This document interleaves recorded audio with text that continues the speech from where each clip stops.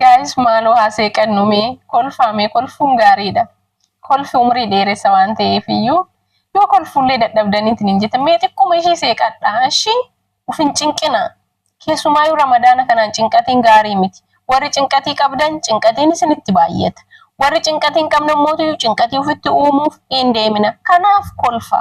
Yoo kolfuun dandeenya mootiyyuu sagaleen keessan kan isin dhukkubu ramadaana kanaan kokkeen koona gogaa uumama kan jettanii cannaqamtan taate mootiyyuu nama ishii seeqadha. Yoo ta'uu baate mootiyyuu akka kootti kolfaa ishii kolfa haala ittiin kolfitan barachuu yoo barbaadan isin barsiisaa na bira koottaa. Dhuguma isiniin jechaa jira. Dhugaa jiru isinitti himaa jira.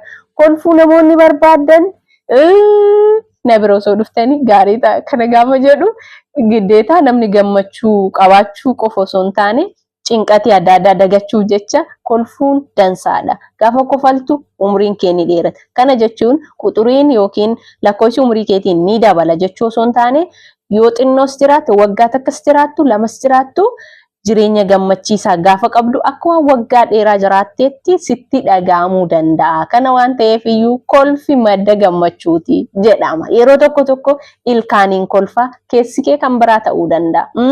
Kolfa sobaa kolfuunis jira. Ani garuu kan kolfaa jiru isuma dhugaa kolfaan jira. Keessumaayyuu hamma ramadaan dhufe kana oh my gosh baay'ee natti tolee jira.